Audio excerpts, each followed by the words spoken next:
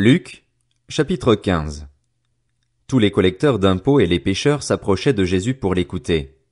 Mais les pharisiens et les spécialistes de la loi murmuraient, disant, « Cet homme accueille des pécheurs et mange avec eux. » Alors il leur dit cette parabole, « Si l'un de vous a 100 brebis et qu'il en perd une, ne laisse-t-il pas les 99 autres dans le désert pour aller à la recherche de celle qui est perdue jusqu'à ce qu'il la retrouve?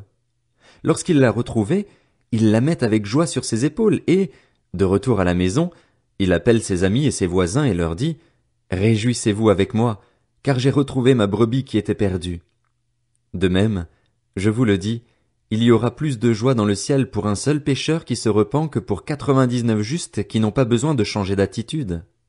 Ou bien, si une femme a 10 pièces d'argent et qu'elle en perd une, ne va-t-elle pas allumer une lampe, balayer la maison et chercher avec soin jusqu'à ce qu'elle la retrouve? Lorsqu'elle l'a retrouvée, elle appelle ses amis et ses voisines et dit, « Réjouissez-vous avec moi, car j'ai retrouvé la pièce que j'avais perdue. » De même, je vous le dis, il y a de la joie parmi les anges de Dieu pour un seul pécheur qui se repent. Il dit encore, un homme avait 2 fils. Le plus jeune dit à son père, « Mon père, donne-moi la part de l'héritage qui doit me revenir. » Le père leur partagea alors ses biens. Peu de jours après, le plus jeune fils ramassa tout et partit pour un pays éloigné, où il gaspilla sa fortune en vivant dans la débauche. Alors qu'il avait tout dépensé, une importante famine survint dans ce pays et il commença à se trouver dans le besoin. Il alla se mettre au service d'un des habitants du pays, qu'il envoya dans ses champs garder les porcs.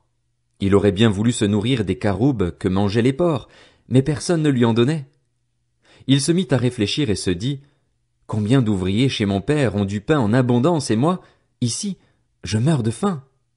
Je vais retourner vers mon père et je lui dirai, « Père, j'ai péché contre le ciel et contre toi, je ne suis plus digne d'être appelé ton fils, traite-moi comme l'un de tes ouvriers. » Il se leva et alla vers son père. Alors qu'il était encore loin, son père le vit et fut rempli de compassion, il courut se jeter à son cou et l'embrassa.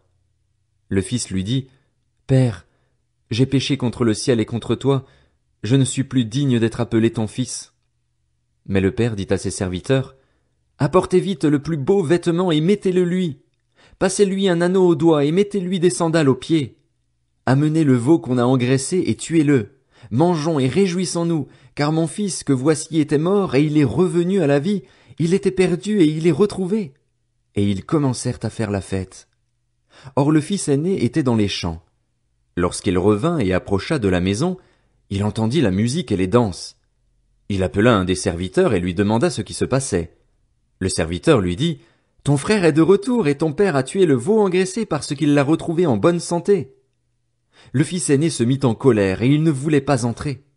Son père sortit le supplier d'entrer, mais il répondit à son père, « Voilà tant d'années que je suis à ton service sans jamais désobéir à tes ordres, et jamais tu ne m'as donné un chevreau pour que je fasse la fête avec mes amis.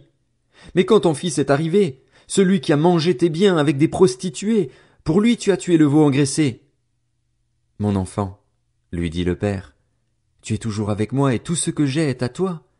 Mais il fallait bien faire la fête et nous réjouir, parce que ton frère que voici était mort et il est revenu à la vie, il était perdu et il est retrouvé. »